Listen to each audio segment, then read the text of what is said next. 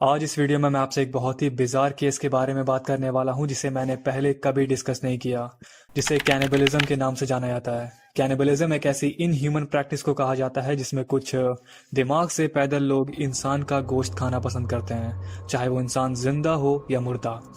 अगर आप थोड़ी सी रिसर्च करेंगे तो आपको पता चलेगा कि इस कैनिबलिज्म की एक्टिविटी को आज भी दुनिया की कई सारी जगहों पर प्रैक्टिस किया जाता है, जिसका जीता जागता सबूत 2012 में हमारे सामने आया था, जब साउथ कोरिया के एक एयरपोर्ट पर मौजूद कस्टम ऑफिसर्स ने एक ऐसे शख्स को गिरफ्तार किया जो कि इंसानी बच्चों की लाश को पीसकर पाउडर बनाकर उनकी स्मगलिंग कर रहा था। इन्वेस्टिगेशन करने पर पता चला कि यह शख्स इस ह्यूमन फ्लेश से बने पाउडर को इस तरह के कैप्सूल्स में भरकर अलग अलग कंट्रीज तक पहुंचाया करता था। और आप यकीन नहीं करोगे, इस इंसिडेंट के बाद साउथ कोरिया ने अपने एयरपोर्ट्स पर से ऑलमोस्ट 17,000 ऐसे कैप्सूल्स को इम्पोर्ट होने से रोका है, यानी 17,000 ऐसे कैप्सूल्स जब्त किए हैं। एक्चुअली ये एक बहुत बड़ा कांड था जिसे चाइना से चलाया जा रहा था, जहां के corrupt medical staffs medical companies के थ्रू अबॉर्शन किए हुए बच्चों की लाश को इस काम में इस्तेमाल किया करते थे। पूरी इन्वेस्टिगेशन करने के बाद पता चला कि ये चाइनीज मेडिकल स्टाफ्स इन बच्चों की लाश को अपने घर के रेफ्रिजरेटर्स में रखा करते थे, जिन्हें बाद में क्लिनिक्स में ले जाकर मेडिकल ड्राइंग माइक्रोवेव्स में सूखने के लिए डाला जाता था, ताकि फिर आसानी से उन लाशों को पीस कर पाउडर बनाया जा सके।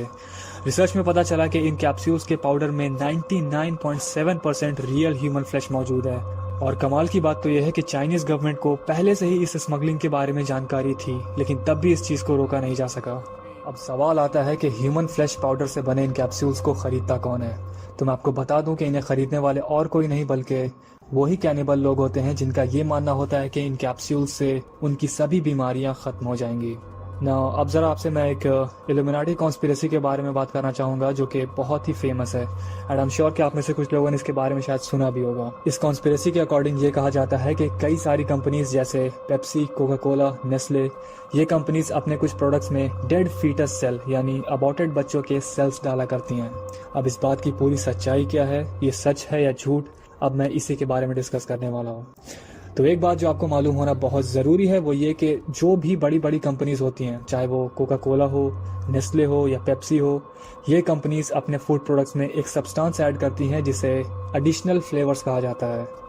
और आपको इनके खाने में जो स्पेसिफिक टेस्ट मिलता है वो इन्हीं एडिशनल फ्लेवर्स की वजह से मिलता है। अब हुआ ये कि साल 2011 में ये बात सामने आई कि फूड कंपनीज जो एडिशनल फ्लेवर्स अपने प्रोडक्ट्स में डालती हैं, उन एडिशनल फ्लेवर्स को ये लोग खुद से मैन्युफैक्चर नहीं करते, बल्कि इस काम के लिए ये कंपनीज एक दूसरी कंपनी को हायर करती हैं जिसका नाम है सिनोमिक्स। सिनोमिक्स ही वो कंपनी है जो इन बड़े बड़े फूड कंपनीज खासकर पेप्सी के लिए एडिशनल फ्लेवर्स और इंग्रेडिएंट्स बनाया करती हैं। और इसी सिनोमिक्स के बारे में कई सारे रिसर्चर्स और ऑर्गेनाइजेशंस ने ये दावा किया है कि ये कंपनी जो एडिशनल फ्लेवर्स बनाती है उनमें अबॉर्टेड बेबीज के सेल्स का इस्तेमाल किया जाता है, और यहीं से इस कॉन्स्पिरेसी का जन्म हुआ। Just go and research the word Cenomix. Okay? Cenomix is a transnational company that creates flavor enhancement for products for transnational companies like Pepsi, Kraft, Nestle, Campbell's. And what they've been doing is that they grabbed from human aborted fetuses.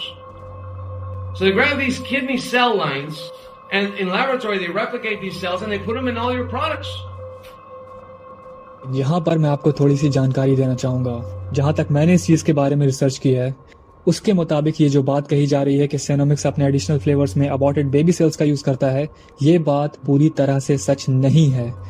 असलियत यह है कि ये company directly अपने products जैसे cold drinks वगैरह में aborted baby sales नहीं डालता, बल्कि सिनोमिक्स उन बेबी सेल्स का इस्तेमाल एक आर्टिफिशियल टेस्ट रिसेप्टर बनाने के लिए करता है।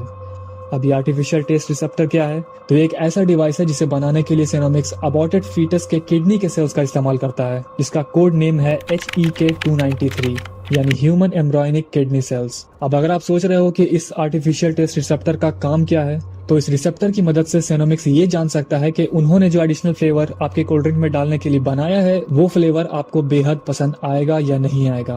और यही वजह है कि आपने देखा होगा कुछ लोग चॉकलेट के एडिक्ट होते हैं, कुछ लोग पिज्जा के एडिक्ट होते हैं, जिसकी वजह यह है कि ये कंपनीज जानबूझकर उन प्रोडक्ट्स में ऐसे सब्सटेंस ऐड करती हैं जिनकी वजह से आपको उस फूड प्रोडक्ट की लत लग जाए, चाहे फिर वो कोई चॉकलेट हो या कोई कोल्ड ड्रिंक हो। क्योंकि जब आपको इसकी लत लगेगी तभी आप इन्हें बार बार खरीदोगे और पैसों से उनकी जेब भरते रहोगे। ये सारा एक बिजनेस प्लान है। अब जरा आप जान लीजिए सिनोमिक्स के एक और कांड के बारे में।